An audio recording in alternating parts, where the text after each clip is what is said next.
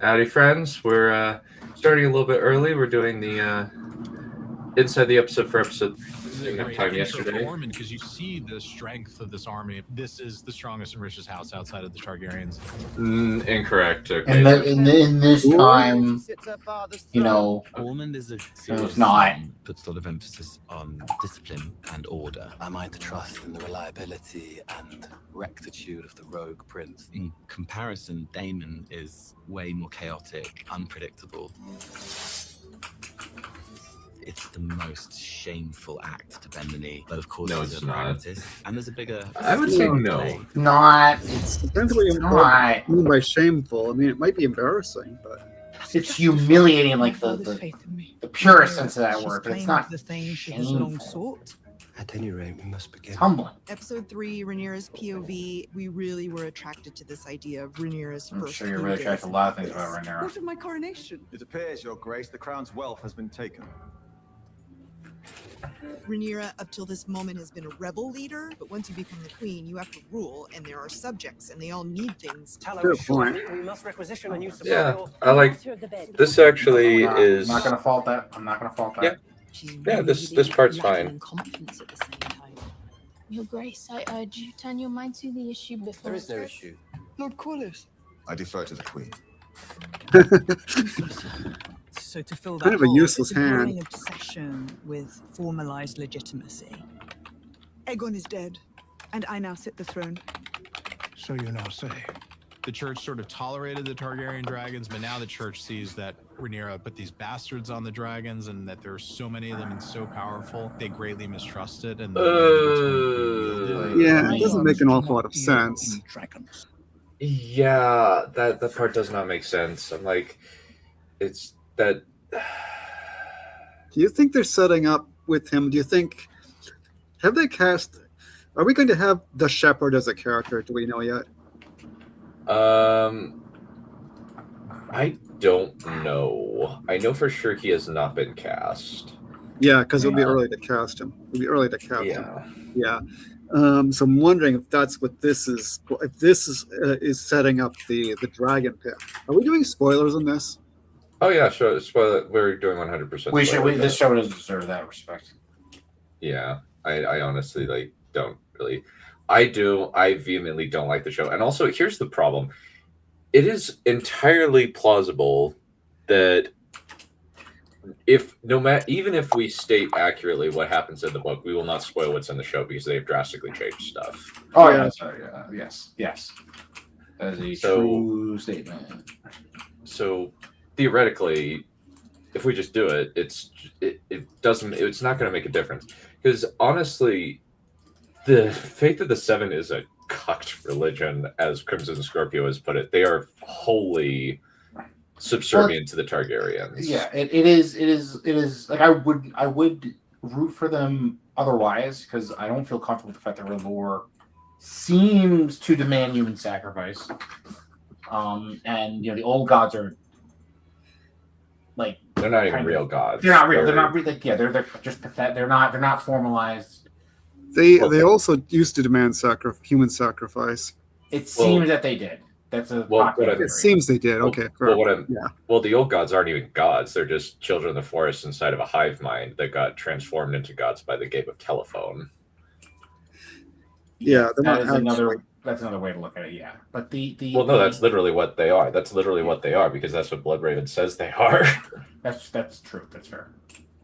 So it's not. So it's mainly just like they're like the old gods aren't gods. It's just a game of telephone at this point. Yeah. Yeah, the problem Where's- is that the what's going on. Yeah, go for it, Valerian. You were Oh, saying- sorry. I was just going to say that that the people who tend to hate the Faith of the Seven most tend to be hyper, like the Greenhands tend to be hyper pro Targaryen, pro Valyrian. I'm mildly pro Targaryen, but I don't think it's bad to have countervailing forces against them. Well, I'm like the most anti-Targaryen person that there is, and I'm super anti-Faith of the Seven because they failed at being anti-Targaryen. Right? They're like this is I brought this up maybe once or twice before. like Martin's pretense of making like a medieval setting doesn't really track with what he's written, because it's almost like a classical setting, like a late classical setting, like a late antiquity setting, where like the religious aspect is so subsumed to the function, to the whims of the state, that it becomes something totally unlike the Middle Ages. Since religion was incredibly important in the Middle Ages, whereas it's just kind of set dressing in Martin's world. Exactly, and it creates this function where Faith of the Seven is like what the Romans the pre-Christian Romans used pagan religion as. It's like this bomb. It is, if you want to see the masses, you could, but it's. I would argue it's even worse than that. It's something just cynical, and it's not proper, and it's waiting for this, because the Shakespeare plays are kind of like Shakespeare's Roman plays are kind of like this, where like the limits of the political life of the Roman Republic and the Roman Empire mean that people begin searching for something greater. And that's kind of that's part of what Antony and Cleopatra is about. Not to get too into that. Yeah. But in Westeros, the Faith Seven is a cucked religion. It's not worth respect. Yeah, and honestly, the Faith of the Seven just kind of failed, as you said, because they just don't have any real authority. They gave in with Jaehaerys. They did. They should have died. They should have. The Christian martyrs would have died in defiance of what Jaehaerys of the Emperor trying to change the faith. Mm-hmm.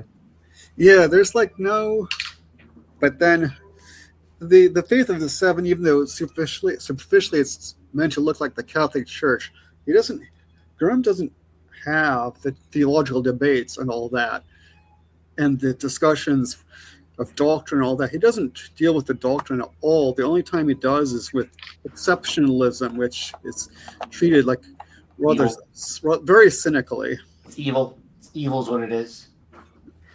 It's but yeah, very cynical way. Exactly. What I've been studying recently is actually the Guelph and Ghibelline conflict, which was this really fascinating thing in the Middle Ages, where you probably have heard of it as the investiture controversy, but it was the conflict. It was the rivalry between the papacy and the Hohenstaufen dynasty of the Holy Roman Emperor about who would be like the hegemon of all Christendom, and it's actually very intense because it's interesting because it kind of goes both ways, because the papacy wins that argument by basically co-opting the Capetian, the French monarchy, the Capetian dynasty in France, and to exterminating the whole, the Hohenstaufen dynasty is destroyed over this, and then the Holy Roman Empire is its own crazy thing, and they go through an interregnum because of this. But don't get me wrong, I'm not saying the Catholic Church is perfect, because you see like the church's involvement in politics debasing it, right? Mm-hmm. And here it's like the inverse, like it's kind of, and it's the same effect, right? The church is debased by, it's subjugated and debased in a way that's gross. Yeah. The funny thing is, I don't think Martin even thinks that way. I think he's just. He probably thinks that it's completely normal for the political authorities to subsume the religious authorities, which is actually not that untrue, because that's what they always want to do. Because it's all one thing, don't you know? Mm-hmm. I concur. But yeah, it seems as though the it's not really a Face of the Seven thing. It's a Radicals thing that ends up being the downfall of the Targaryens. Or at least, with the dragon pit thing, yes.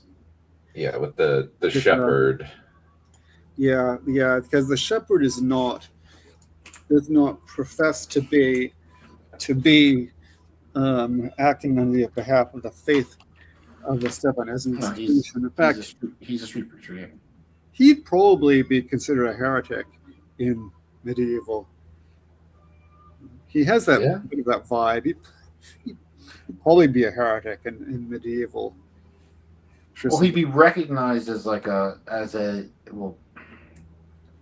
he'd be, like when, where he ends up, which is like, like power to the people crap, right? It's he'd be recognized as a dangerous social radical and someone who is conflating the desire for a moral equality between people with like any kind of natural, with like a physical, like a material equality between people, which is exactly what Marxism does. And then Aegon burns him at the stake, I think, right? Something I can't remember what he does. Yeah, either way, dude gets executed, and with him, all of his ideas are dead. All of his ideas die and never go into the actual Song of Ice and Fire universe because it's been thorough. Aegon just thoroughly destroys him. Oh, that simplifies things. Yeah. Even if we take a look at the Sparrow movement, there's nothing really. The Sparrow movement is not at all similar to the Shepherd's movement. No, the Sparrow movement is much more. It's much more focused in the sense that it is very, very much pissed at the Lannisters. It is more. It's much more. You could say grassroots to an extent. I don't know. It's the Sparrow. It's a war protest deal, similar to George's own Vietnam protesting deal. And they're not barking mad, even though they're not, at least not as mad as the Shepherd anyway. Oh yeah, the Shepherd's completely crazy, and it's honestly amazing that complete idiot managed to do anything of significant historical significance. Hey, he managed to kill all the dragons that were in the dragon pit. Oh yeah, which is why it's weird. Beyond weird. Yeah. It's completely implausible, and it was just like, oh, George, you just did not know how to kill off the dragons, especially a kaiju-sized one like Dreamfire. Why not To be fair, I don't hate it actually. It's just there's something to it. It's just it doesn't hit because of the way George like neutered the religiosity of his setting. To me. And also the plot logic is really bad because it's like, how do you kill a dragon? You can't kill a dragon even in a cave. All the dragon needs to do is just one breath of fire and you're dead. Yeah, no, it's not the. Yeah, I mean they burnt They burn armies. They can burn a mob. Yeah. So I don't know how they're going to justify that, and I think that this, with their track record of making bad problems in the source material worse. Yeah, exactly. I'm a little bit worried of how they're going to do the Dragon Pit. That is a good way of saying it. Like they are making bad things worse. Like that's true. Yeah, they're just kind of trying to avoid the war, but they're still having problems. And like to be fair, some of that. Well, okay. I'm going to give them some benefit of the doubt here. There's a problem with budget, which is always true in any show, right? Like you can't show every battle, everything, right? And there's lots of moving parts, and I get that. There is a problem with coherency right? Like it's one thing to ask like a turbo nerd to like read the book and keep track of every battling campaign and who's going where. It's like it's different. Like this is still a television show for like a normie audience. Like I get it. I get Yeah, it. it'd be kind of boring to be honest, which all just battles. It also just be confusing, right? It's hard, it's not easy. And then the other thing is just that like, but you know, and then the other thing is that like, yeah, like this story's not very good. So like, I get it, but they are making it worse. Yeah. They just are. They are invested in the high towers that hold the seat where the Starry Sept is in Old Town. Okay, Where's my so gold? It was the Master of Coin who removed it. My own father kept that plot from me. Is that so? Hi, I'm Samaran. How's it going? Always a pleasure. Nice to see you. But I think that it's honestly really weird because she talks about the gold being moved is referenced in episode 8 in the Green Council in front of Alicent. They don't give details, but honestly, she should know. Probably, yeah. So this doesn't make sense. Alicent is now Rhaenyra's prisoner. But Alicent is, unlike in previous iterations of the relationship, completely powerless. Your Grace. How did you bear it? Rhaenyra is kind of seeking the approval of her prisoner. Which is dumb. Rule and remain yourself. As though you've locked up your conscience in the castle and you come in periodically to sort of check in and see how they think you're doing. But I dispute that I must become what I am not. Rhaenyra at that point is living in a fantasy where she thinks that part of herself isn't going to be cauterized by the decisions that she has to make. There's an intentional parallel between this scene and Aegon sitting the throne in episode 1 of season 2, where they have a very similar first experience dealing with their public. And such sheep as there are have been taken by dragons. They both want to provide and are being counseled by their hand at the foot of the throne that, well, you can't really do that right now. That would be a bold gesture, Your Grace. It bears discussion in a forum other than this one. Then Madame Sylvie tells her all the rich people were taking everything from the poor. When the highborn take even what little remains and put it aside, while the lowborn starve. She thinks, well, here's an opportunity for me to do something and show the people that I'm on their side. Well, here's the funny thing. Rhaenyra did not care. Well, book Rhaenyra didn't care. And she still doesn't care even in the first season. In the first season, she didn't care. In the second season, actually, the second season she did the blockade. So, but then afterwards she started feeding people. But then that was partly a PR thing, I believe. Mm-hmm. Yeah. So it's just honestly weird and all over the place, and I find it very frustrating. Yeah, it's not very good. Yeah. And then this moment is political suicide. I'm amazed that they let this in the show. Well, maybe I wonder if are they trying to set up one of the things that brings her down? Is this going to be one of the factors that leads to her fall? Are the rich going to abandon her? And then she won't be able to feed the poor either. So, yeah, which is that what's going to happen? Are they doing this to set up? Because if they're going to doing this to set up, this is a mistake that she's making, a political mistake that will have repercussions later. Then I'll be fine with it. Then I wouldn't have a problem. Yeah. Yeah, let's see what they have to say. So Rhaenyra has a wonderful plan. And that is to feed disgusting items to these rich, entitled people. As you sit here, my gold cloaks are entering each of your houses. We're being robbed. It's a political statement that shows the nobility isn't going to be able to just exploit King's Landing in ways they were once allowed to do under the previous administration. Okay. Yeah. This makes me angry a lot. Okay. This is.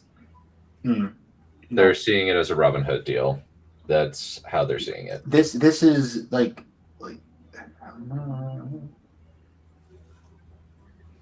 this is not like I don't particularly like overly wealthy people, but I dislike the people who hate them so much, so much that it blinds them to actual reality. You know, it's like you don't do this. This isn't like a good thing. Like it's not good for the ultimate. Like this is like the this is what it always is. Right? This is what it always is, right? It's always like, well, the tyranny that's tyrannizing the powerful will never tyrannize the weak and the lower classes, right? It's never gonna come back around to bite us in the ass. Mm-hmm. Yeah, I have no sympathy for this particular group of rich people, because Preston Jacobs was remarking that they actually did in the Middle Ages hoard gains so they could artificially inflate the prices and then charge extra to the poor. So I have no sympathy for them. However, this is a very stupid move. You're going to have to. It's like Danny, and it reminds me of Danny and Moiraine. Like at first, she punishes them because they crucified all those children. So she has a bunch of the nobles crucified. But that has a backlash it leads to the terrorists. I mean, maybe they're being terrorists anyway. But it motivates the terrorists. So then she figures she has to work with them to some extent. So it's a balancing act, but this is not a balancing act. No, this is basically falling into the same pitfalls as, say, John the First and Charles the First, where they're trying to tax the nobility, but they don't understand why taxing the nobility is really hurting the small folk. It's problem of Jaehaerys. This isn't taxing, though. I mean, if we're just taxing that, this is just robbery. I'd agree with that. This is, I mean, if we're taxing it, I'd be in favor of it. But this isn't taxing. This is just highway robbery by a different name. Yeah. But This is theft. This is state legalized theft. This is a disregard for private property. Mm-hmm. Yeah, so it's not the solution. So no. So I don't. These aren't slaves. Like I wanted, they're talking about like slavery and shit like that. Like these are just like normal rich people. Yeah, we're trying to make sure that they wouldn't starve. Well, but I suspect they were also doing some hoarding for less noble reasons than that too. Undoubtedly, I don't disagree with that.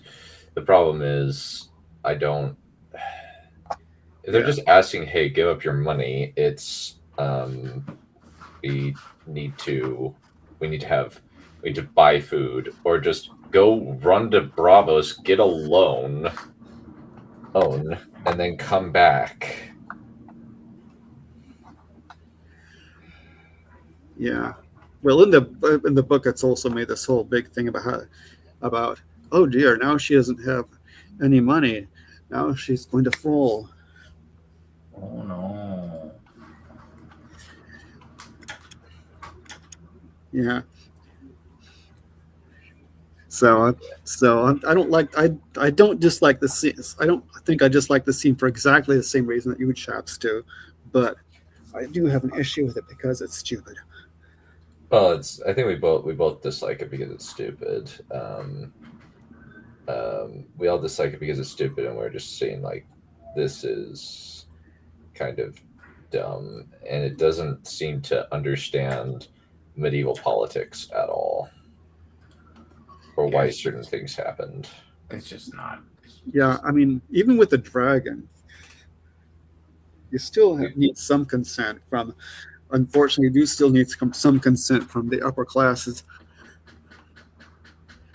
Like with Ego the Fool, he lost because Whoop, whoop, whoop, whoop, whoop.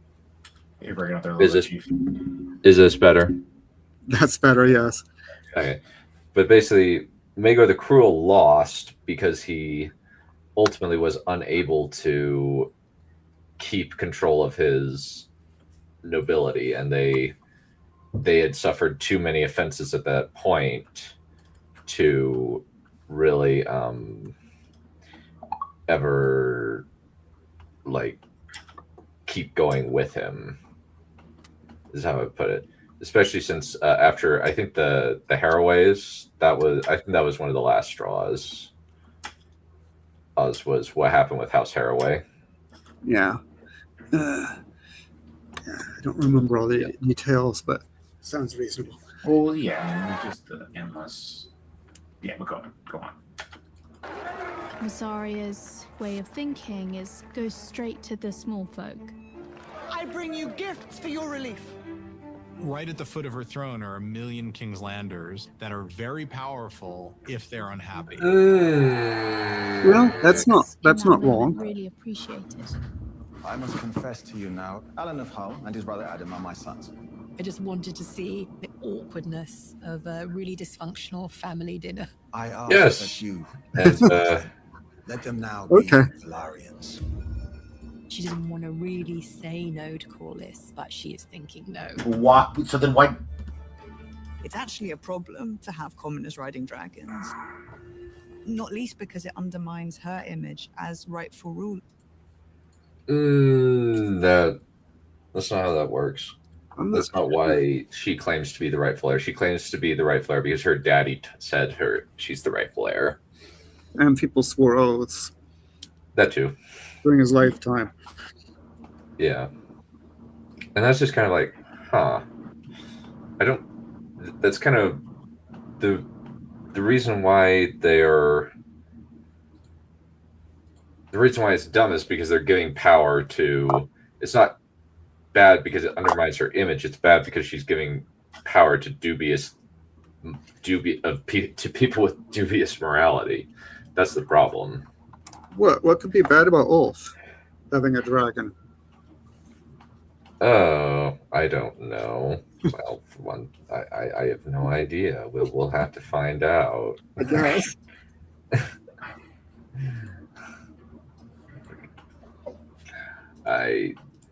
Yeah. Hugh the Hammer, Ulf the White, and Adam of Hull. It was very funny the way Matt and Emma chose to play this because it was like a real casual knighting. Okay, you. There you go. You're done. Is that it? Will you swear fealty to your ruler and her cause? It's Rhaenyra making sure that these 3 dragon riders know that they're under her thumb. I'm sorry. Well, the funniest thing is they're not. Do as you ask. Corlys does feel betrayed by Rhaenyra. I have given all I had. In order to become a legitimate leader, you have to embrace the optics of legitimacy. Perhaps one day, when That there is not is- so much scrutiny. You are ashamed. I think what's wonderful is seeing in Emma's eyes that Rhaenyra agreed with him. Say aloud to me the reason your children deserve what mine are denied. It's almost like breaking what little connection that they have. Your mother is here. So Darren is Alicent's son, who was brought up. So in I actually Old found out that it Town is a by boy, Ormond. that it is a guy, Knows not a it's girl. all He that just kind of looks a little bit Alicent thinks this androgynous. boy is Just not with the red Darren. hair. Okay, it's a chap, but his voice hasn't cracked, hasn't Which was just hasn't so broken yet. honest. Their head was swiveling Something. backwards and forwards about 5 times. You don't know this boy. So I think the revelation about Darren's true identity and Ormond's deception marks Did they the explain start of why they paranoia for Rhaenyra. why they didn't bother with Tessarion? Nope. Yeah.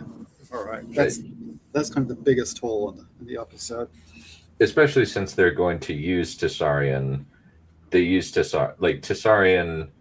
I guess maybe it's there as the thing that takes care of Tessarion.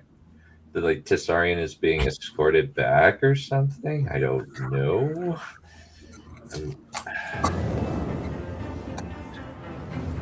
'Cause I love this idea of the end sequence being this huge bonfire of all the old burning, that there was going to be a shift in things at the Red Keep. There's maybe like a lesson in that fire, that violence perhaps is necessary and that we don't get the new regime without destroying the old. What? What do you mean? Oh, what do you mean new? Yes, it is a more. It is a more radical regime that Rhaenyra represents. Yes, that is true. She represents a more arbitrary sovereignty. That is a true statement. Good job. Good for recognizing that. Garbage. Yeah. Yeah, but the problem is that this is basically just the old sovereignty. It's basically, hello, welcome to the new boss. There's the old boss. Yeah, it is the most radical.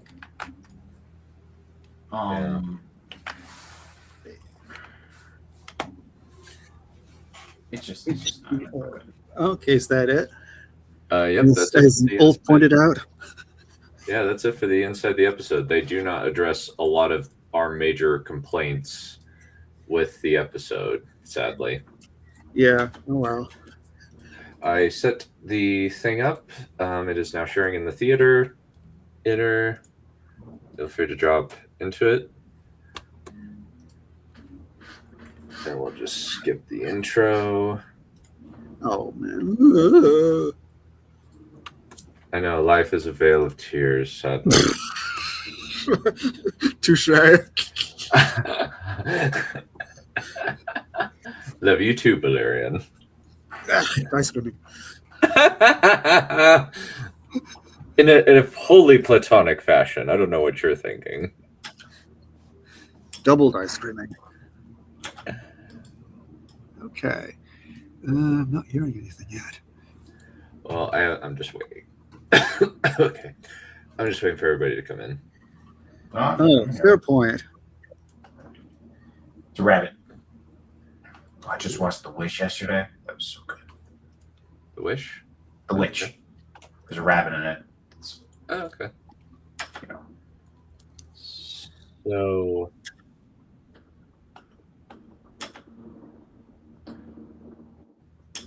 I'm curious as to what exactly they're going to do.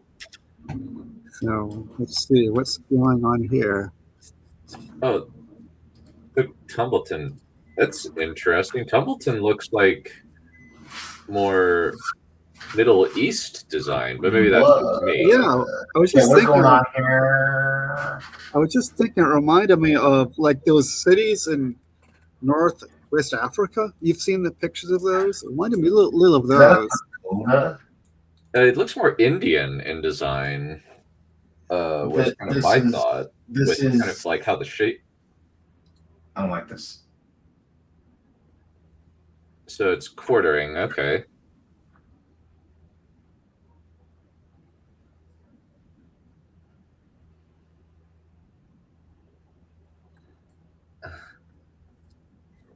Okay.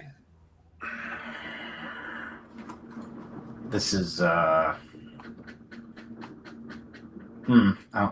this is ugh.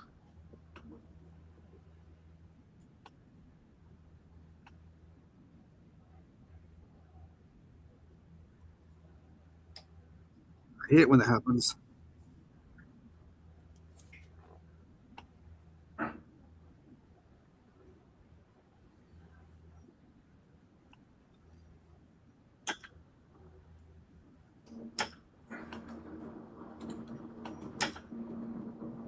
Fair enough.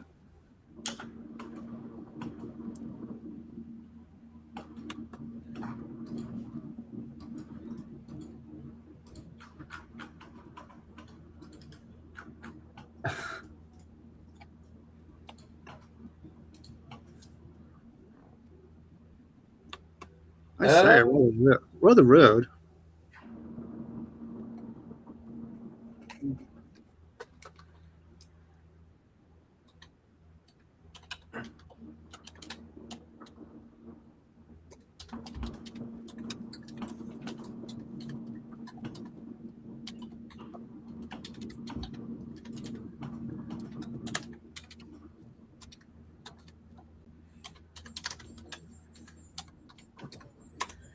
Uh-huh. Why do I get the feeling that's not going to be the case?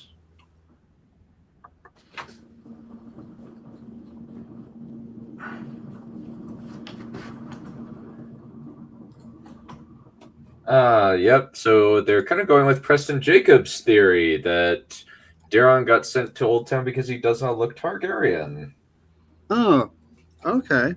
So I guess he's a strong boy too, Yeah. or a cool boy. I think he went with that, but I think they just went with, since he looks like Alicent, which is nobody other than Preston Jacobs has ever said that theory that I am aware of. Father.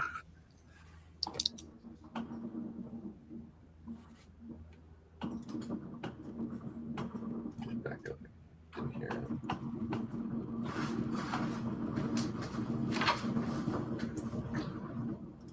So Boris Baratheon just being a dick. He's prevaricating.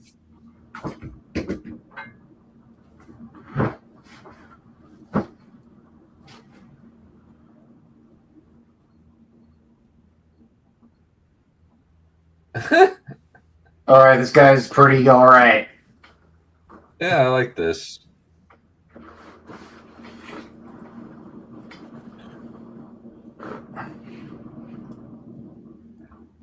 What a pity.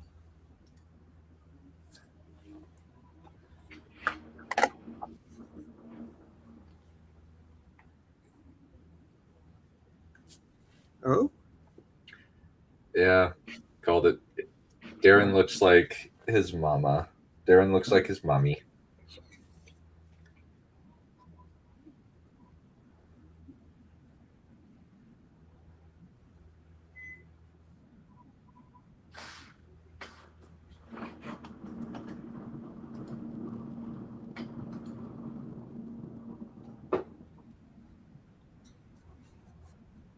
They already do name me Maegor with teats.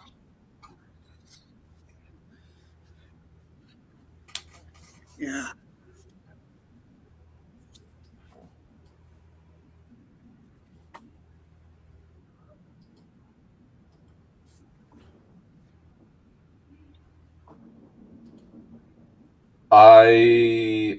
That's actually a good question. Would it be more merciful?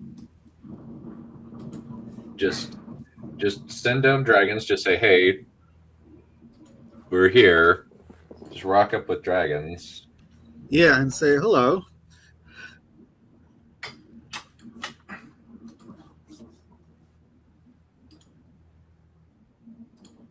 Okay, that's nicer than the book Rhaenyra was.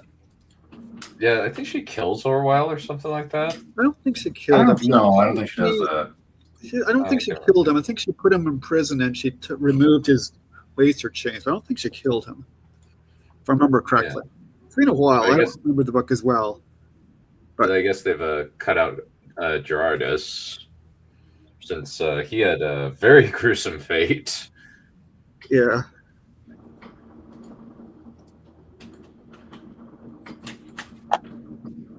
Blah, blah, blah, blah, blah.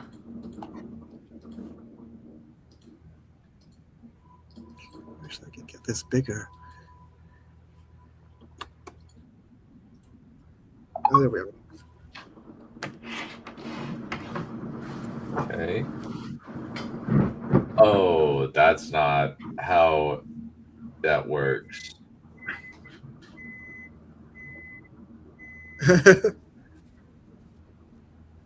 Ha, fit. That's a joke.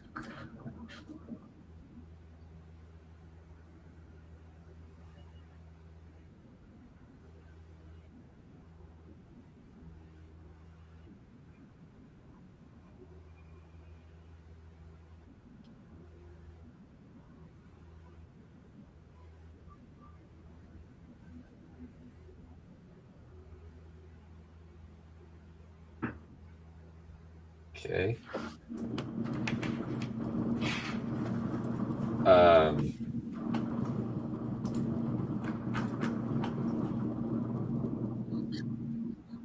Oh no, tapestries.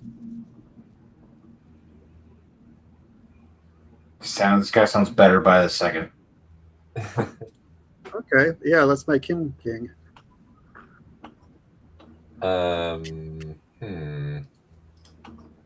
I am not a fan of that. I since they're milk brother, Jacaerys and Daram were milk brothers, so the exact same age.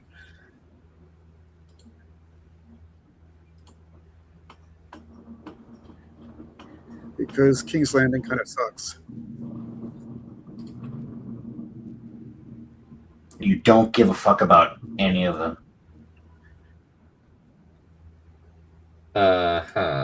Okay. Good point. It's true. He turns out better than any of the other kids, but he still has some time in King's Landing. It kind of seems like Darren is a little bit of a pushover, like Tommen, which is very disappointing because Darren in the book actually has grit and. He's got Moxie, kid. Yeah.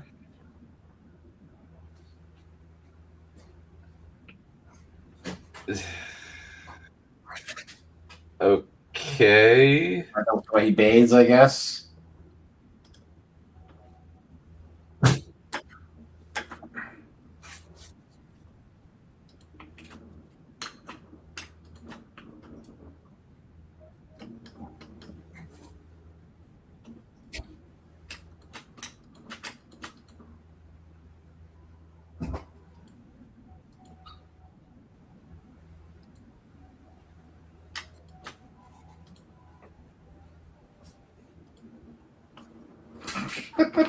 Poor guy.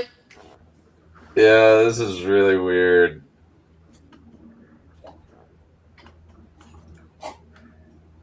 Yeah, bastards are actually really inconsistently treated in this.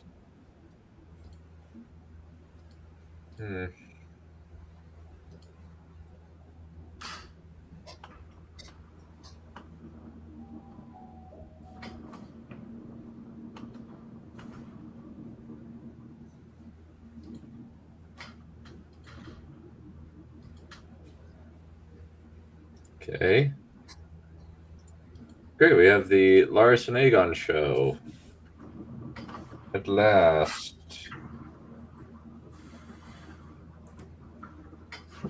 Did you ever do something that you knew immediately was a bad idea?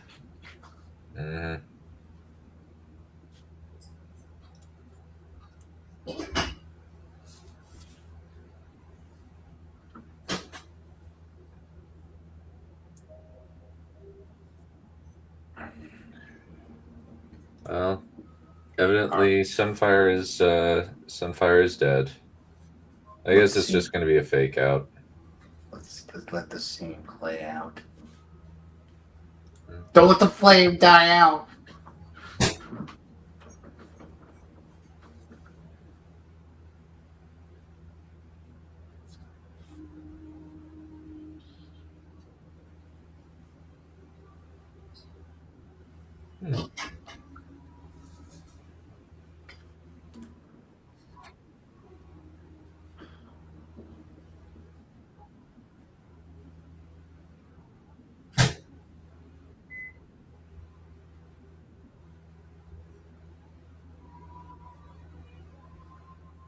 Has it been hibernating or something?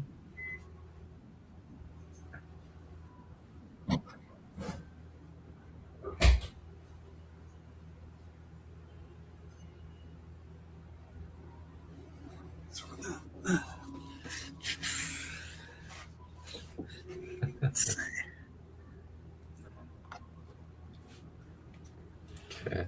At least there's kind of some measure of pathos. That's actually I mean, this is like actually like treated seriously, at least.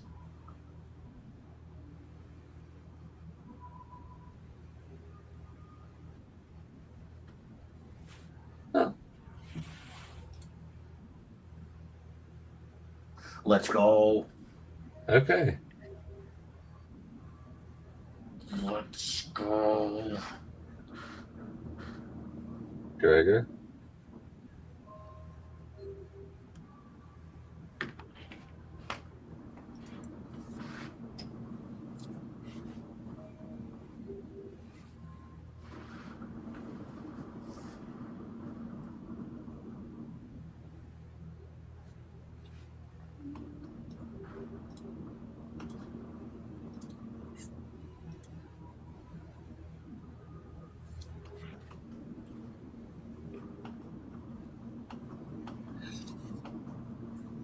Kind of weird if he were dead.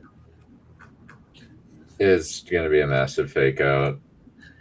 Not to spoil it on Julie, but yes.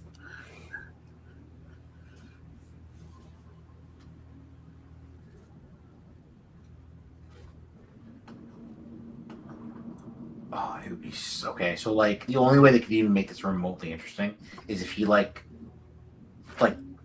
pretends Sunfire is still alive and talks to him, because that would be hilarious. That would be hilarious, but it kind of messes up the future. Oh yeah, of course. No, this is ridiculous. If they're actually doing this is like terrible. We're gonna pretend he's still alive and pretend that he's gonna eat Rhaenyra. I wonder if they'll even because honestly, like that's such an iconic moment. Yeah. It's the climax of the whole dance. They've hit most. I mean, they tend to hit beats like that. They make huge big changes, but they tend to hit beats like that. They tend to hit. Yeah, they're like with Blood and Cheese. They kind of botched Blood and Cheese. Yeah, but they didn't get. But they kept it in. But they kind of botched it. Yeah. As I recall, anyway. You know, Castellan. Why do they keep saying Castellan? It's Castellan.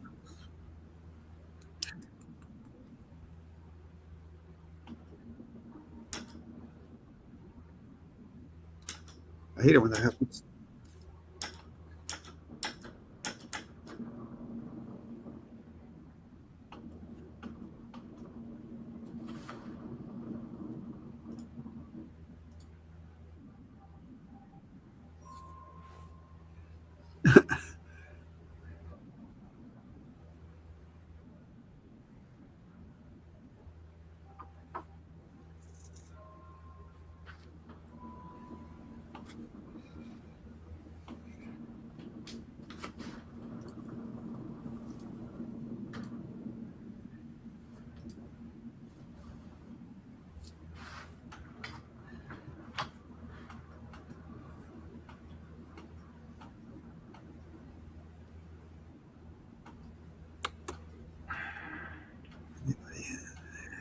Well.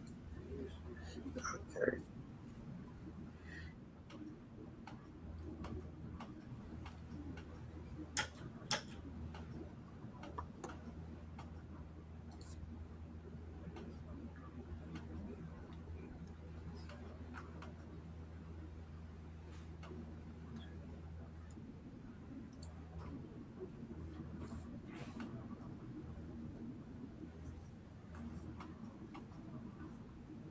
I hate it when that happens.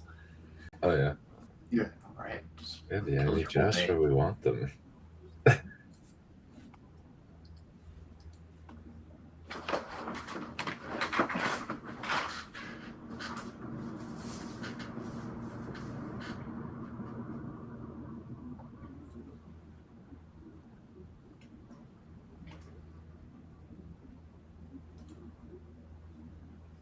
Just chilling.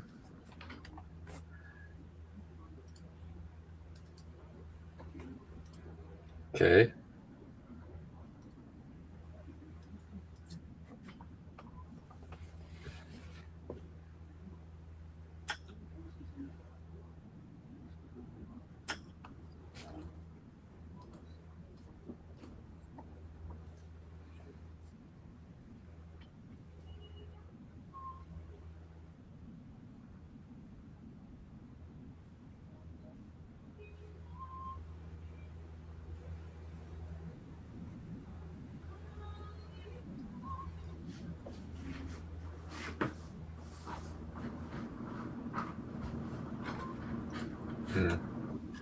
This is some good characterization for Cole.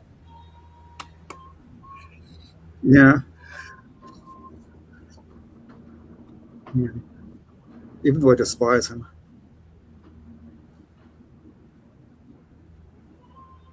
The fuck is this? This is terrible. The fuck? Like this is What, you don't like the bit about scorpions attacking foxes? This is like the universe of what the story is. The The point of the river tactics is that they are crazy. They are crazy and creative people who are very, very good at psychological warfare. Yeah, like what's going on here? Like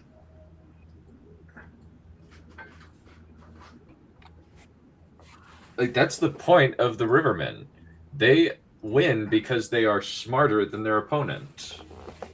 Also, like, what are they talking about? Like, they're talking about attacking the river host, even though the river host should be smaller than them. yeah, exactly. Like the whole point is that like they're the guerrilla fighters, not the like they're just like inverting everything.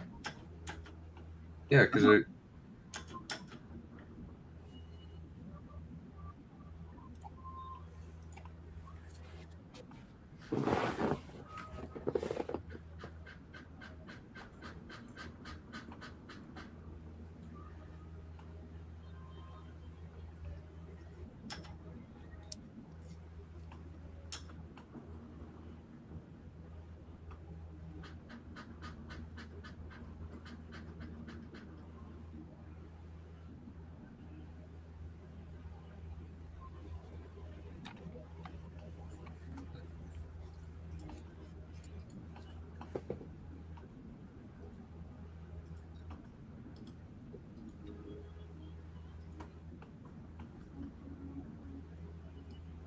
It's making a nice prop. Yeah. That is not Viserys. Viserys is a comfy guy. I honestly really kind of dislike that.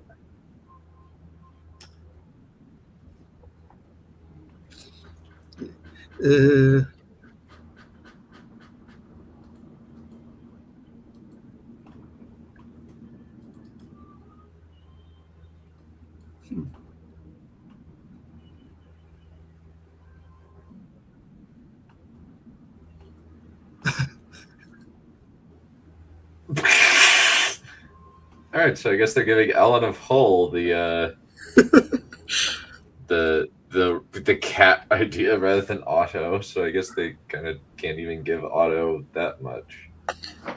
I say make Item a Full hand to the king now.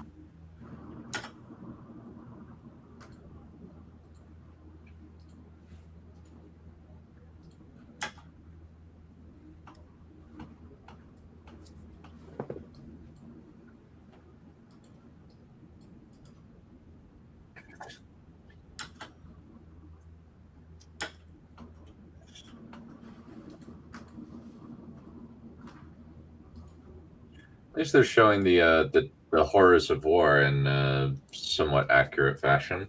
Yeah. Oh, that's the remains of Meleys. Yikes. Whoops, I was typing Item of Hull and actually really typed Item of Hell instead.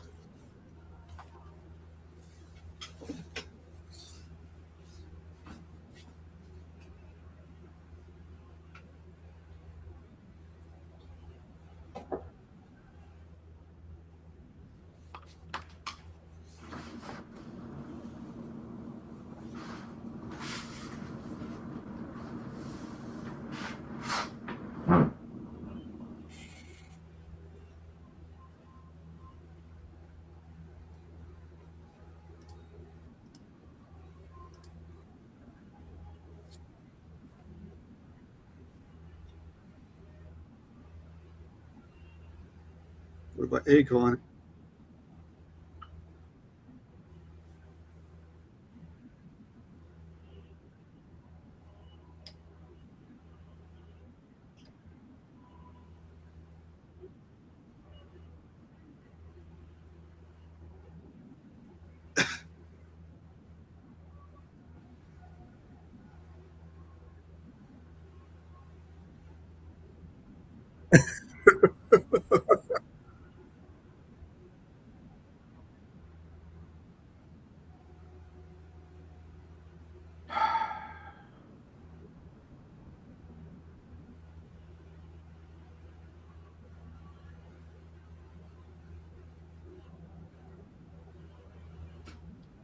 All right. They're giving us a bully to hate. All right, whatever. Yeah. It's very this bit. I have heard about this bit. I don't think I have. Let's see. From your voice, I gather something. Yes. Something possibly controversial.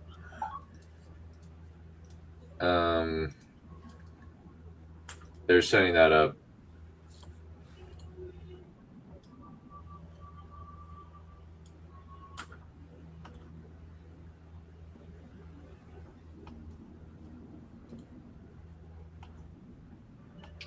So much for the men being on their best behavior. Oh, come on, this is just gratuitous.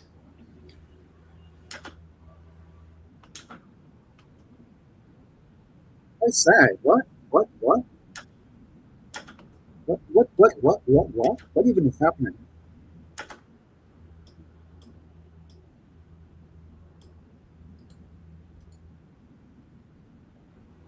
I say.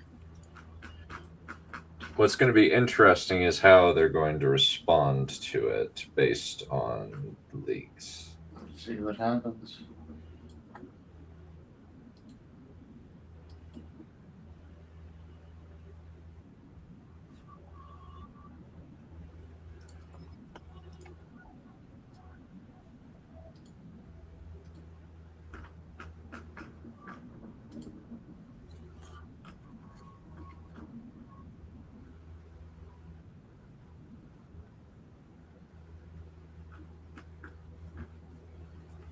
Okay.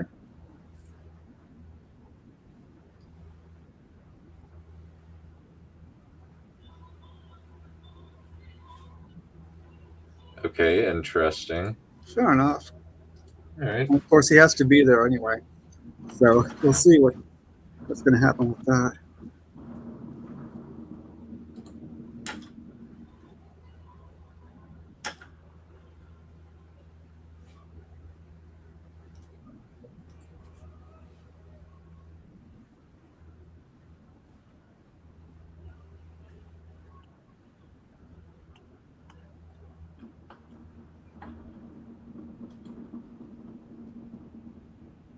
Alrighty.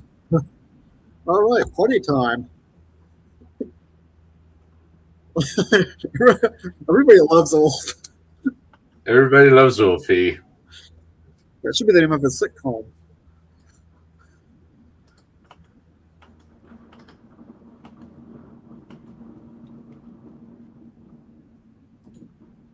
All right. What a guy.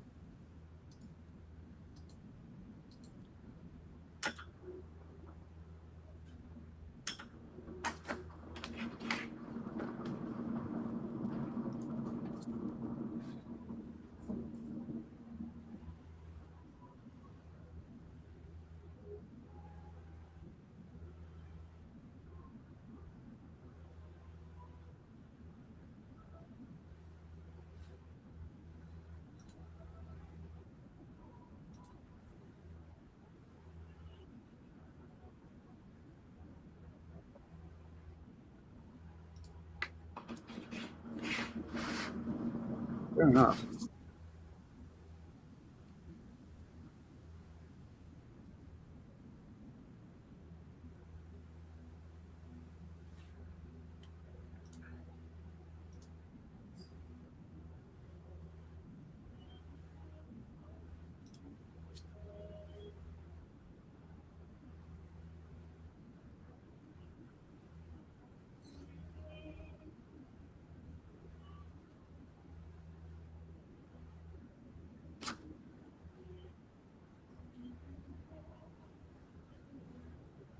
Okay, good stuff.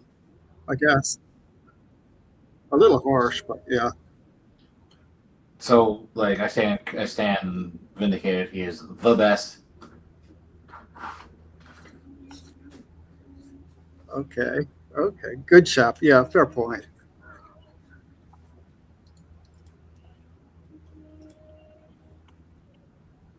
Fucking Chad. Okay, evidently the leaks were incorrect. I'm actually pleasantly surprised because the thing was he kills the brother for striking one of his men. Okay, so Daron was his honor has been besmirched on the internet. Of course, because he's yes, he's still kind of a wuss. He's prissy, which is kind of lame. I really don't like that. I guess it's all the time he spent in Old Town.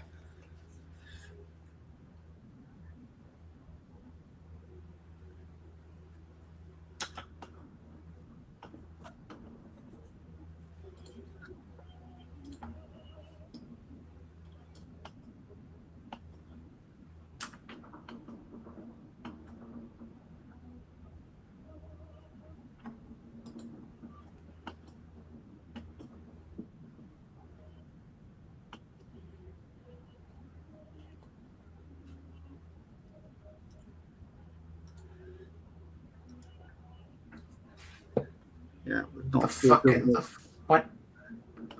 When has this ever been a concern? What are you talking about? Is this guy? Who is this guy anyway? Orwell. He's suggesting murdering the High Septon. I say, isn't that if it's not treason, it's something treason-esque anyway. I think it's more just this is cold-blooded murder. Yeah, just assassin. Yeah, just assassin. You're no better than the Lannisters. Ah. Oh, I hate it when it happens.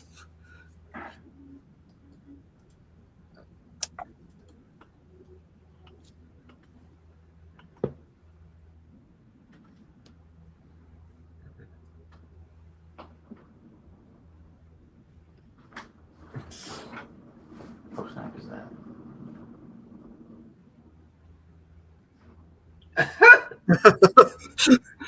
I think it's all the good lines. Yes.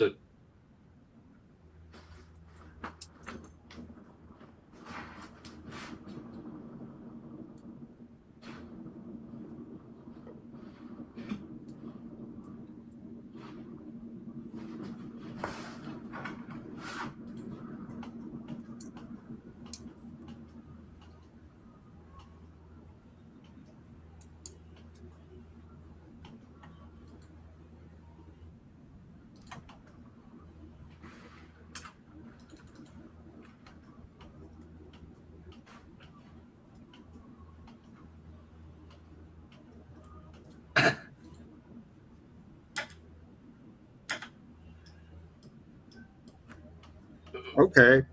Well, I'll give her that. Yeah, that's at least accurate to Jane Eyre. Jane Eyre's actually like kind of a hardcore bitch. Yeah, and she's being kind of like that throughout the show.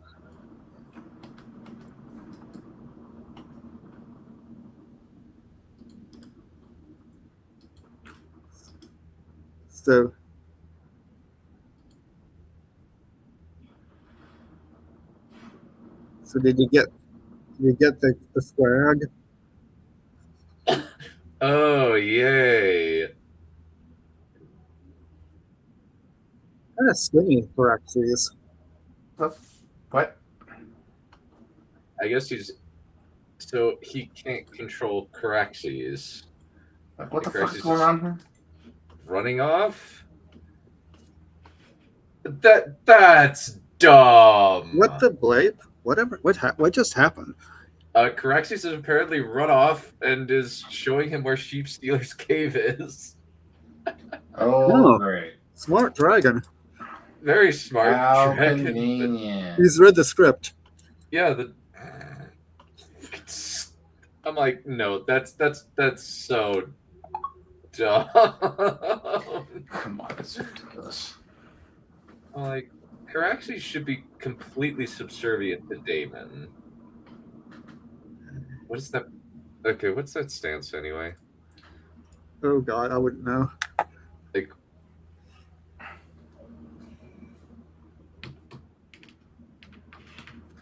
reveal yourself, tiny songstress. He's gonna connect with his daughter. All right, this is. I like the lighting, and then dragon noises. Yeah.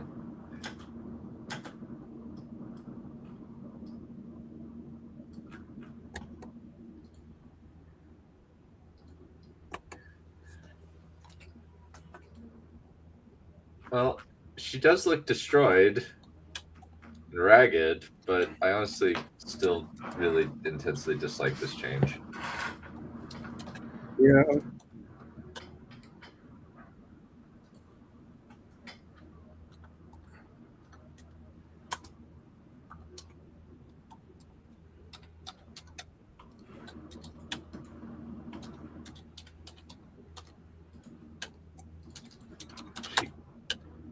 She cut her hair. Interesting choice. Yeah.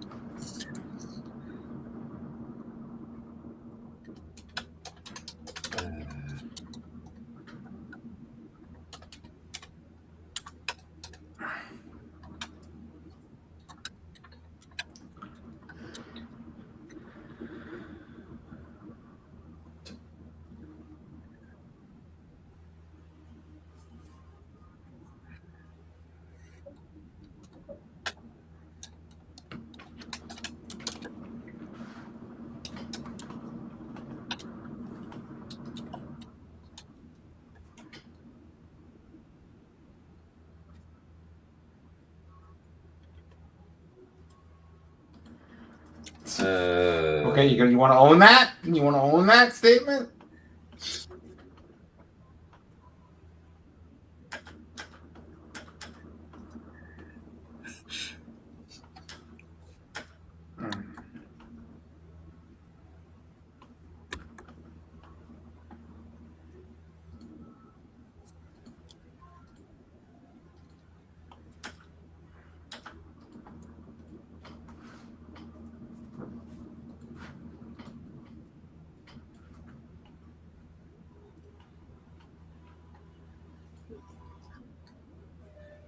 Sorry, Raina, you're a bit of a failure. I say it. It's a little sad.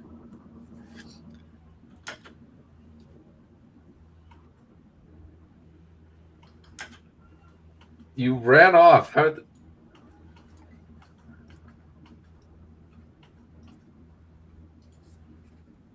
Is that really true?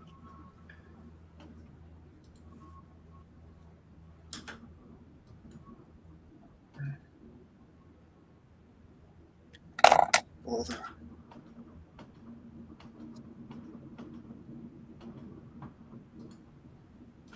Yikes.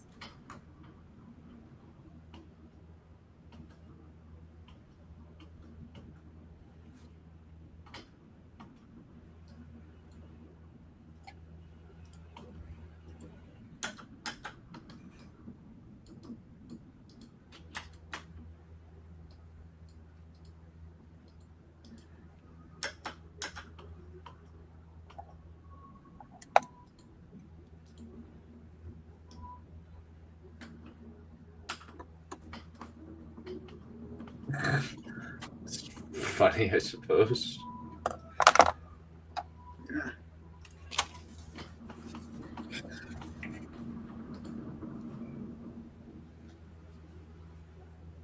There's just smelling salts.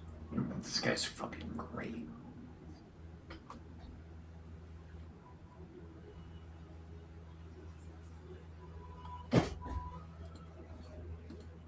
Good old bold John Roxton.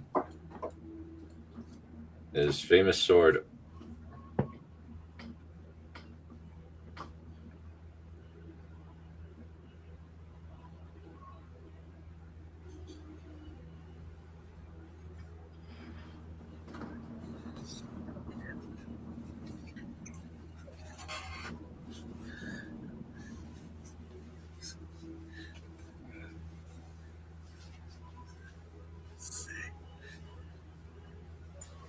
Okay, so they're kind of going with he's going. What the? What the bleep? I say. I say. Okay. Perfectly balanced. No issues with that chop.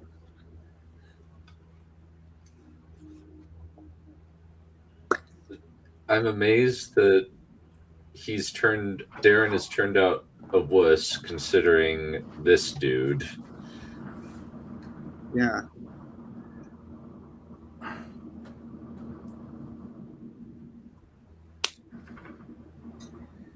Bowler.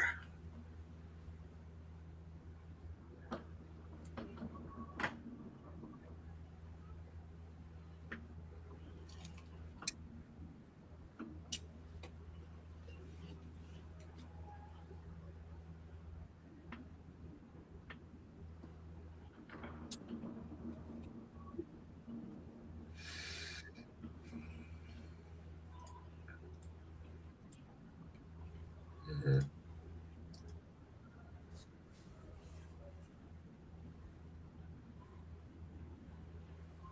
Mm-hmm. Accurate, probably. Probably, yeah. Yeah, sure. That's fine. Yeah, that's accurate.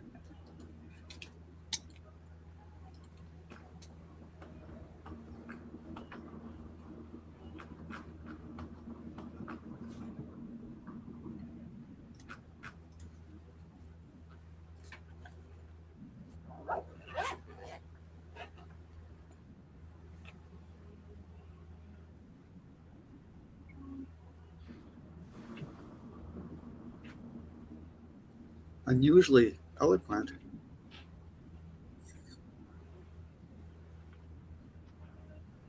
I could have a castle.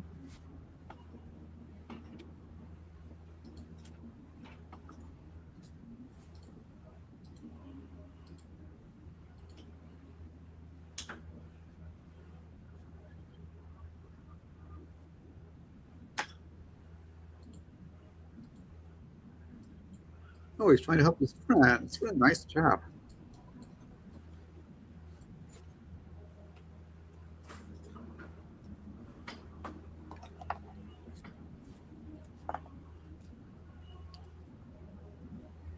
Tavern. It's like.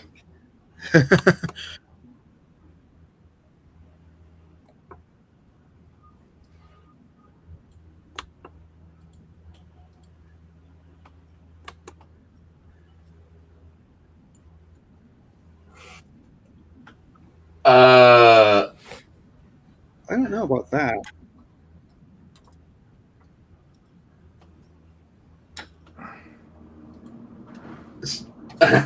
That's a little overly strict.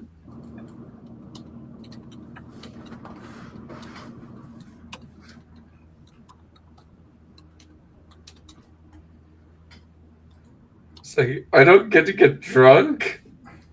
Really? I know we all hate Rhaenyra, but this is exactly the way to handle this contemptible prick. Yeah, probably.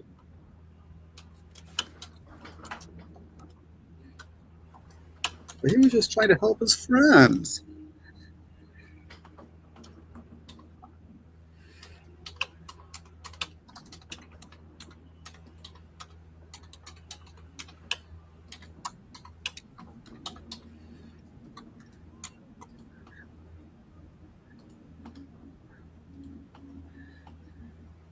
Huh.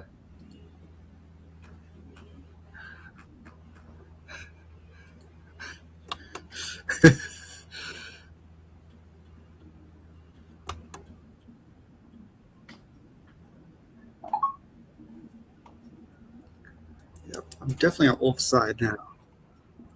Indeed.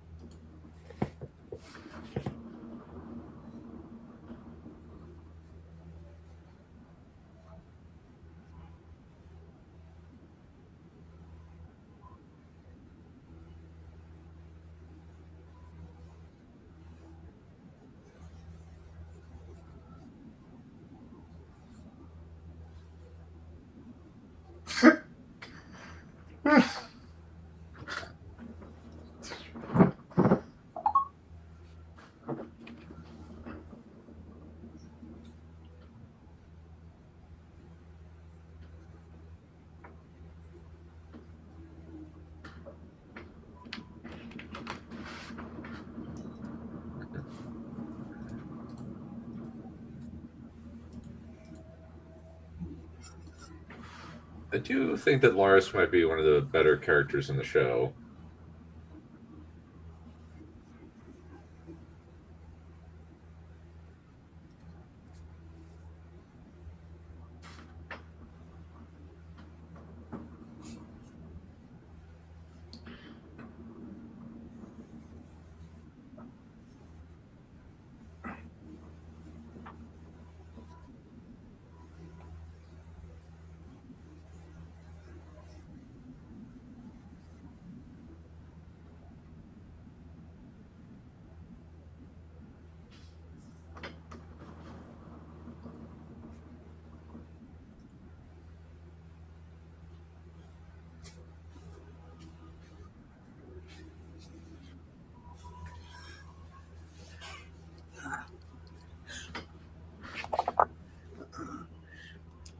These germs.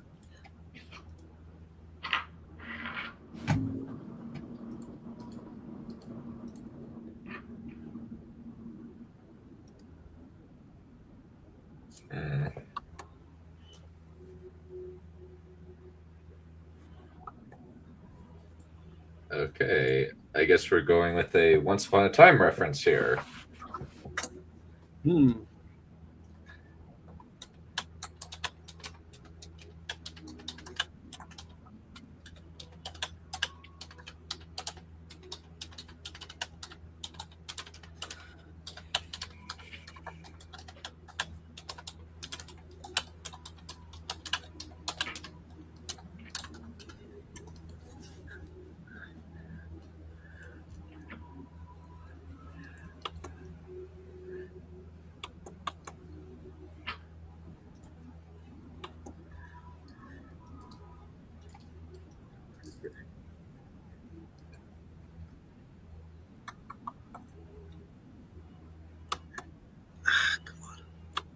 Okay.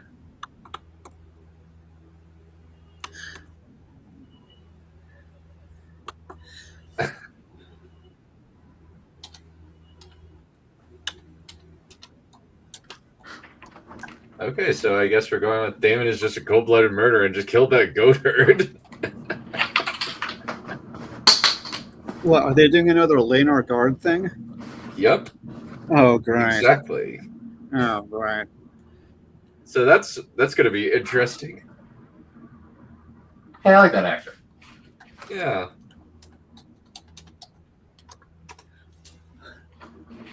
Oh, he did that face. He does.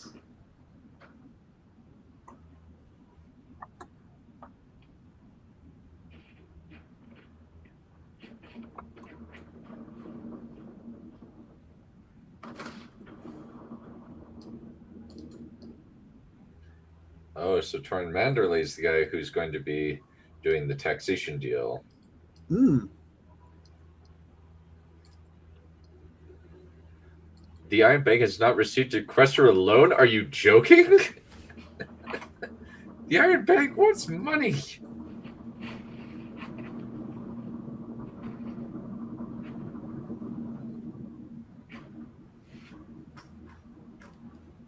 He's like, this has problems. He's like,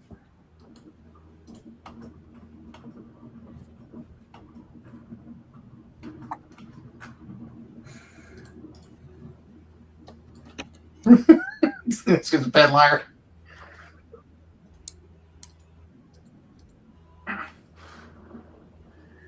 The world is a veil of tears. aha.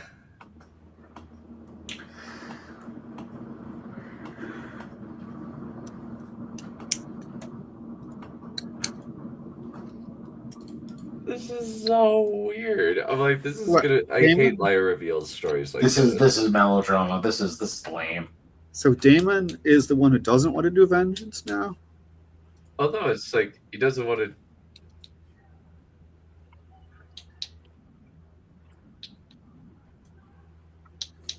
I'm amazed that the Iron Bank isn't approving them for a loan, considering Westeros has generally been pretty good for loans, Yeah.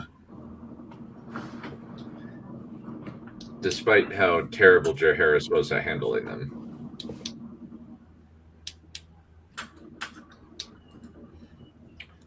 Yeah. Well, Jaehaerys had to do something, and that's what he ended up doing. That's basically the explanation of the Daenerys chapters.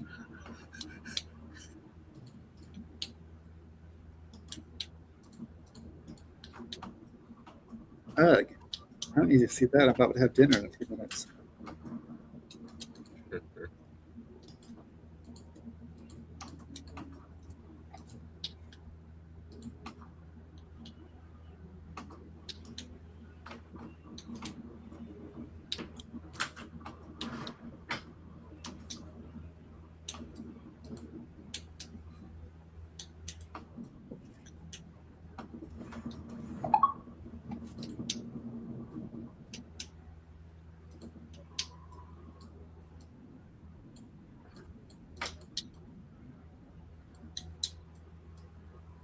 Top men.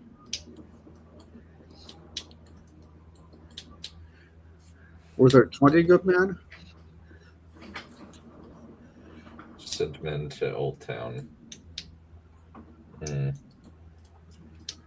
I'm intrigued.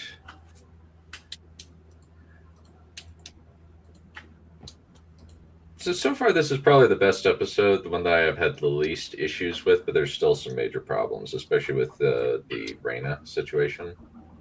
Yeah, with the Rhaena situation, it's, Like, bad melodrama. I especially... they shouldn't have done the Rhaena thing in the first place. Yeah. It's leading to really contrived, annoying drama.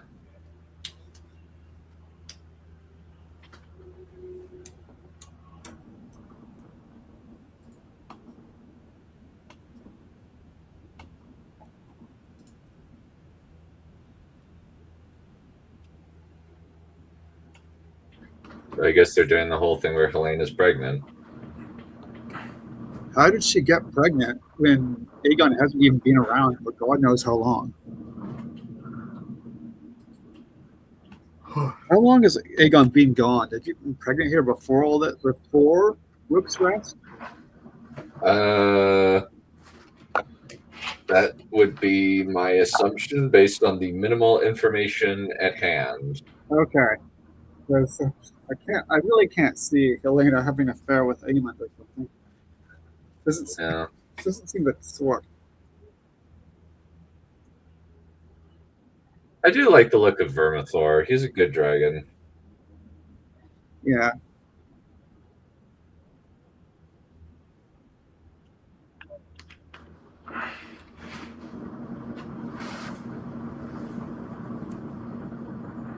Like that. All right.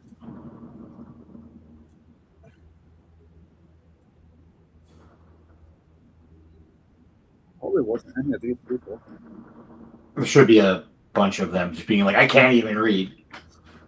Yeah, most of them probably can't read. Yeah. And he probably didn't do it.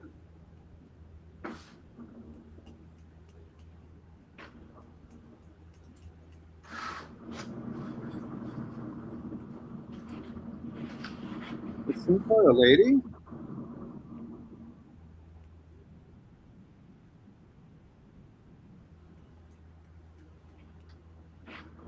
Well, Tessarian's a girl dragon. Oh, so- Tessarian. I beg your pardon. Yeah.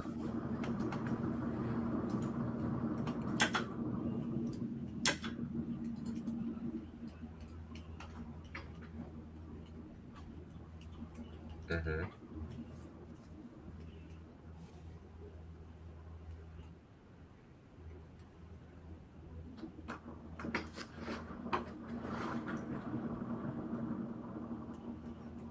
What?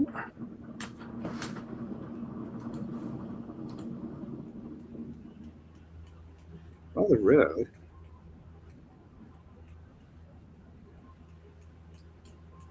Well, that's kind of the funny point, is that this is kind of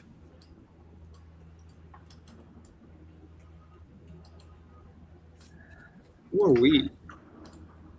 well, that's the point of you getting into their house so that you could get dragons. That's the whole point. I mean, if the High Towers feel that way, they shouldn't. Yeah, they should not have.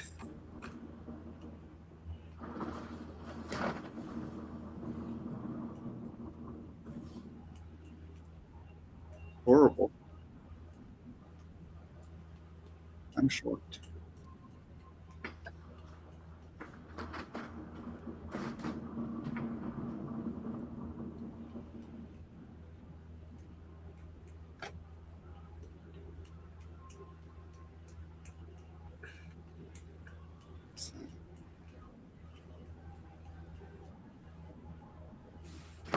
Okay.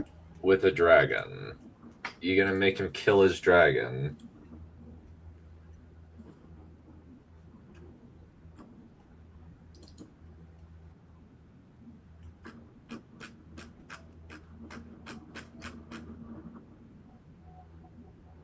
Oh, yep, never mind.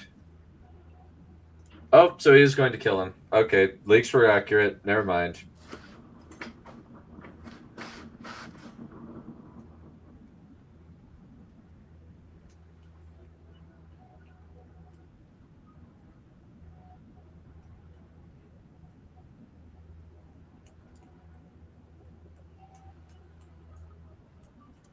Oh, so he's just pathetic. Great. Yeah, kind of. But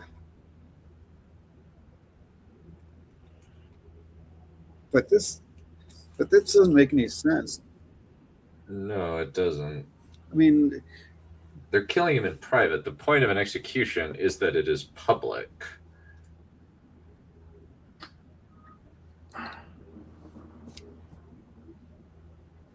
What's the point of this? This is it's to undercut his character. That's what the point of this is. Oh. Yeah. Yeah. It's to make clear that no, he's the bad guy. Oh, but he was the good green.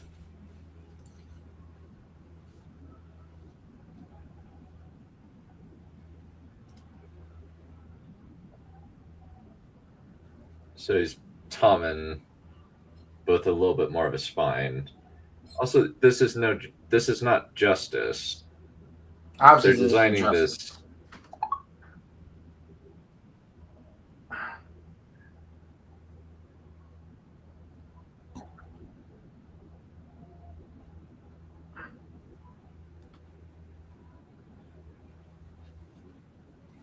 Daddy's little monster. Yep. All right. They've officially ruined him. Great.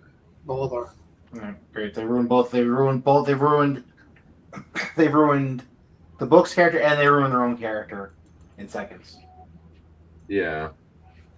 Is he supposed to be kind? They said he was kind.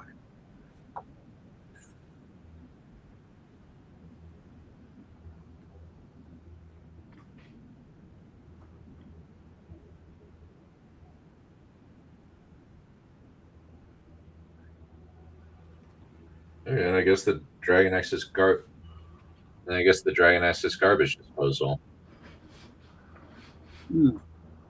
And it just ends with Tessarion eating him? Okay. Okay. So, like, it's the big, like, oh, who's the next villain? Because, we've dispensed with Otto, we've dispensed, Aegon and Laris are jokes. So who's the next villain? Well, it's got to be Ormond. Well, that means he has to be, like, an actual villain. This is fucking something. Okay. Fair enough. Yeah, well, it looks like the leaks were accurate. Yeah. Not big on the ending. The episode as a whole was good, but I didn't like the ending. Yeah, I don't like the how to put it. I don't like the melodrama with Rhaena. I think that it's clearly contrived so that they can at least somewhat do the sheep stealer deal, but it's very frustrating. I think the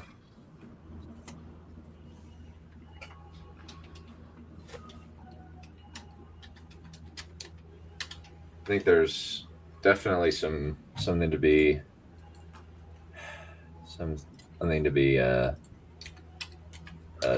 said about this whole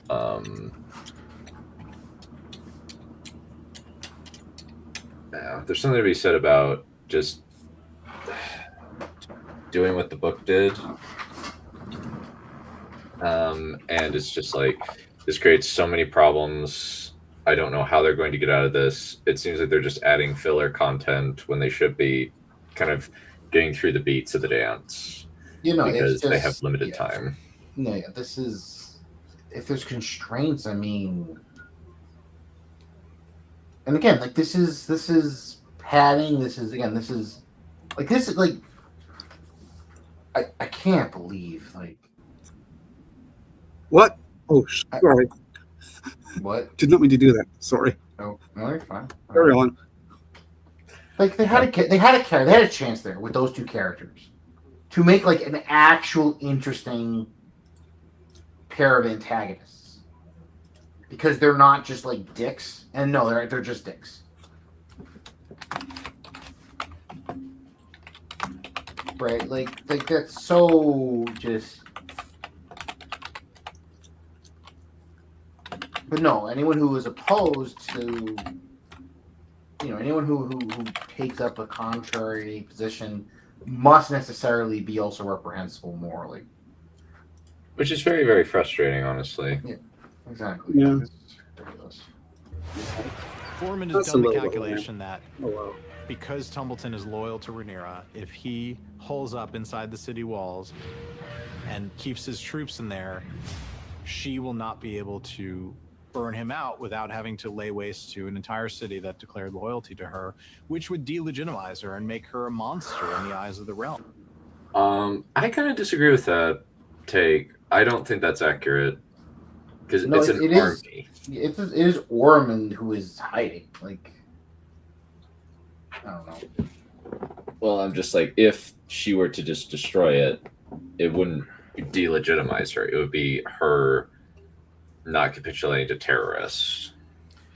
Yeah, let's not get started on the whole concept of guerrilla warfare. Mm. Yeah, but then she's killing all his innocents too, though.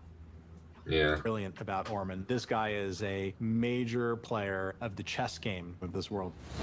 I don't agree with I that. will ensure that my men remain on their best behavior, provided, of course, that you remain on yours. See them out. When dealing with those beneath you, you must be fair but firm. Yes. What he did was neither Dan is fair like nor. large in the fandom, and Yeah. certainly in the book. And we wanted to give him a proper introduction. I think this is a fun way to do it. Darren. What is going on here? Aaron and Ormond's relationship is really dysfunctional. That's true, at least. Yeah, that's true, at least, but it's just a proper introduction. When his introduction in the book was so much cooler. Ormond's relationship is really dysfunctional and horrible to watch, but brilliant and fun to direct because it's a really abusive relationship. Darren has only known Yeah, the love why- he's known from Ormond, which isn't love at all. Darren Why does it have to be abusive? Why do you guys all have to be dicks? Like, Because why? they can't do moral ambiguity. Yeah, exactly. Yeah, I know. I think yes. Oh, it's awful. Yeah, Ormond isn't that bad in the books. No, he's very innocuous. He's kind of a milquetoast, just standard dude. He's no different than, I don't know, like Titus Blackwood or just any one of Rob's secondary commanders in the field. He's just a theater or commander. Adam For, Marbrand. he's just a theater commander for Aegon. Like he doesn't like again. Like you can make him a more important character in the narrative because you can kind of like need that kind of stuff. You know, we get that, but like just you don't have to make him like villainous. And cartoonishly villainous too, for no point. Like evil. Yeah, because just killing this guy in private, that does nothing. Well, he's trying to make a point to Darren, which again is The point that he's making is a dumb one. oh yeah, of course. Still. No, it's what these like bad caricatures of feudal nobles looks like. Mm-hmm. And he's rather rude to Daron too. Yeah. As well as the fact that Darren's dad was the king. That's how he's deriving his claim. And Viserys was at least somewhat respected. Well, the reason why he's not really respectable because he's a pushover and a loser. That's which kind of doesn't work with his characterization of the dragons can't be controlled. He just kind of lets other people walk all over him, do whatever they want. Yeah. So, Understand it or know it, and Ormond is a great manipulator and knows when to give love and when to give punishment. He's an evil man. I love that when they say they're kind of saying all of these things that he's this great manipulator, and it's just like you're not really writing that necessarily. No, you're trying to like a high-strung like psychopath. Yeah, it's not even that. Like he's not like that until that last scene, right? Mm-hmm. Yeah. It's very frustrating. The revelation about Darren's true identity and Ormond's deception marks the start of kind of paranoia for Rhaenyra. Ormond's a kind of unknowable force. His psychology is very inaccessible. I think he sort of becomes a kind of like bogeyman in Rhaenyra's consciousness, not least because she doesn't understand his intention. And I think that paranoia starts to have like... That's like really overstating. That this is like, why are they hyping up this character so much? Because they don't know how to write conflict. I guess. I mean, they also like really. They probably don't. They also probably really need this guy to come across because like he's the antagonist for the season. Even though again, he's not that important, obviously in the space of the story, and he's like what can he do other than like what can he dragon do? Is dragon. He's basically just going to squat in Tumbleton. Yeah, exactly. And the dragon that he has, if it goes out of Tumbleton, he's dead. Vermithor by himself will kill Tessarion with no problems. It'll be like what Vhagar did with Arax. He'll just turn him into a snack very, very easily. Yeah, I don't know. And just he's holding the small folk hostage, but he's got 15k troops inside of Templeton. That means they're in an enclosed space. Burn it. And you just say, these men, we're giving them we're releasing, we're dealing with a terrorist threat. So Broader repercussions. Your Grace, Prince Daemon's river host marches on King's Landing. Tumbleton is not much further. We march on the town and root out the Hightowers house to house. This is the hand of the king. We seek the Prince Aemond. He was here, but when he learned that Rhaenyra took King's Landing, he and his dragon When fled. Rhaenyra took King's Landing, Freed to... I... Oh, you're... Prince Aemond. I mean, she wants Aemon for herself, but when he learned that Rhaenyra took King's Landing, he and his dragon fled. When Rhaenyra took King's Landing. Oh my. Oh, you didn't know. I mean, she wants Aemon for herself. I think she wants the castle for herself. I think she wants power. I think she's kind of unafraid to take control, and she does. I think when Cole hears that Aemond isn't She's coming, way better when it she's feels unscrewable. like a real stab in the back. yeah, They've had this whole plan together. where for she's such a the long witch time. queen of It's not the Harrenhal first who time can just Cole's kill a been alive, man. and suddenly, I doubt we'll be Maybe. the last. It's You don't know why she's doing what she does. a facet of this character. Well, we at least know she has Aemon's kid, and she sets herself up as the witch queen of Harrenhal. And when a guy says, "Hey, get out of here," she's like, Yeah, "No," like, and then he runs off with his tail between his legs and dies partway through it. And So then they embarrassing. just say, and then they just leave her alone. Victor, in his sort of journey, we must cling to our honor, lest we become beasts ourselves. Uh-huh.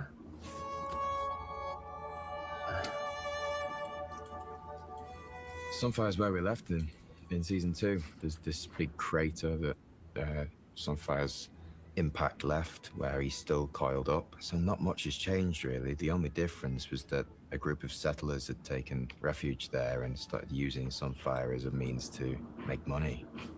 And Aegon's not happy about that at all. You wanted to see him. You've seen him. He's dead. Tom just performs it so wonderfully, you know, seeing his old friend there on the ground and having to face the reality of like, my friend is gone and I'm dragonless and I don't have an army, or a lot of people think I'm dead. I mean, it's a really low place for him to find himself in this episode. And there's a bit of a pile on going here through his journey into the Dante's Inferno that is Rook's Rest.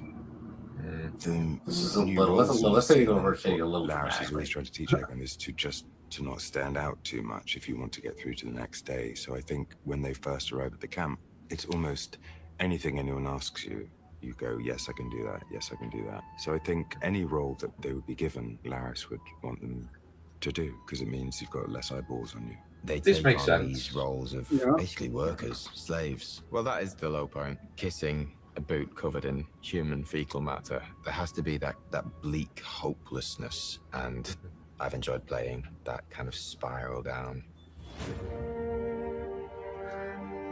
Helena.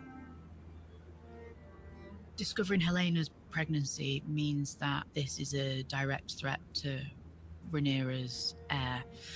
And if that is discovered, she will either force Helena to drink some moon tea or force her to bring the pregnancy to term, have the baby, and then kill it.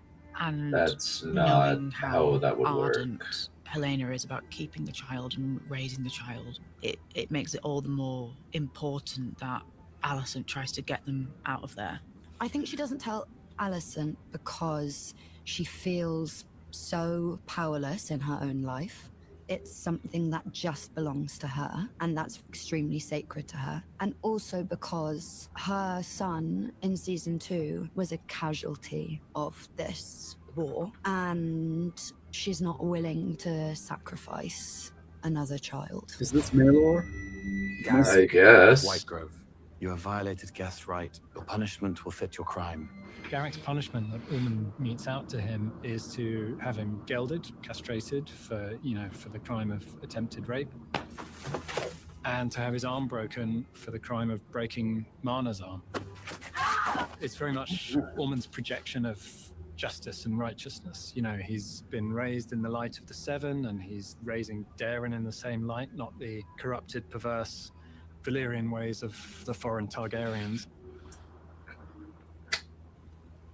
I mean, the Valyrians are ostensibly face of the seven. There's no functional difference because they have no rituals. There are no rites. There is basically nothing. I mean, the Targaryens are all faith of the seven. The Valyrian religion doesn't exist anymore except for the names of the dragons. Yeah. But I know of, at least.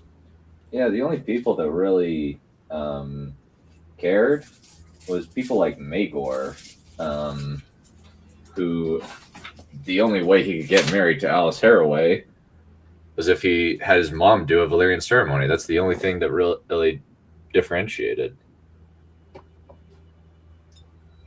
Yeah. He meets out this eye for an eye justice publicly and lets Leo off because that is what the compassionate ruler would do. Now, you must be king. I guess Ormond could be described as like the pushiest of all pushy parents. He wants Darren to be king. And it's not from a place of pride and love, it's actually from a place of self-interest. Because I think if Ormond can instill Darren as king, he essentially can become king himself. Darren becomes a puppet king, and Ormond becomes the real power behind that. The whole journey of Ormond is one of self-interest and ambition. In the moment where Darren is told he has to kill Leo, he ends up doing it, I think, out of fear of Ormond, out of a longing to be seen in good light by Ormond. It's such a chaotic time, and he almost has to get out of it. Maybe it would be better if he was brought up in King's Landing after all. Yeah, maybe. Yeah, that was, yeah. Because it's honestly such a bad introduction to Darren as a character where he's daddy's little monster. Just a Yeah. bitch. Yeah. Especially because Darren, his introduction is that he comes down onto Sarian in the middle of a battle, sieves off the Beesberries, is knighted, and is named Darren the Daring because he legit did something cool. Yeah. And it just seems as though, okay. Sequence when Daemon, when he's got the money, he's got some gold from Lady Jane, and suddenly Caraxes takes off and lands. It's really by this dumb and cave, contrived. and Daemon gets off, and who comes out of the cave but Rhaena? He finds his daughter, which is obviously, that's the betrayal. We see him have to deal with the idea of becoming a father and going back to his wife and saying, whoa, this has happened. And then obviously the fallout with Jace and all of these things. So when he sees what a poor state she's in, and then also the type of dragon that she's with, he's like, wow, this is sort of alarm bells. I think there is always a child-father relationship that exists between them, where she does like have this thing of like, oh God, there is so much that I have failed you on. But then she's like, okay, we're more even than we could ever be. Not only would you have done the same, you didn't think I could do this. So genuinely, who's laughing now? That Justice. that was not conveyed at all. I think Rhaenyra is so surprised, honestly, by her emotional reaction to it. Whereas that's something that she would think was probably emotionally satisfying. And then in the moment just realizes that she feels cheated out of the satisfaction of taking vengeance herself. I think the thing about Mysaria is she has such strong instincts because she's such a survivor. She's had to rely on them. So when this happens, there's just something about it and something about Daemon's demeanor which just doesn't sit well with her.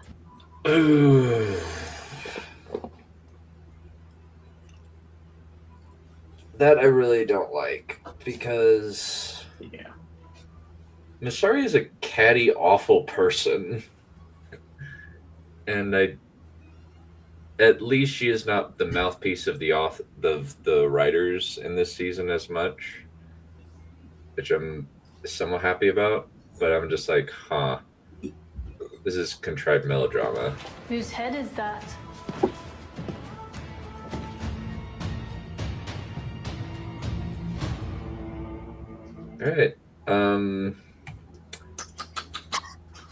All right. Promising things ruined it. Yeah, I'm like, well, it looks like the leaks were accurate. Yeah, no, I just. That's funny. Alrighty. Well, It's bedtime for me, so I'm gonna jet. All right. Yeah, same. All right. See you guys later. Bye. Later. Have a riot.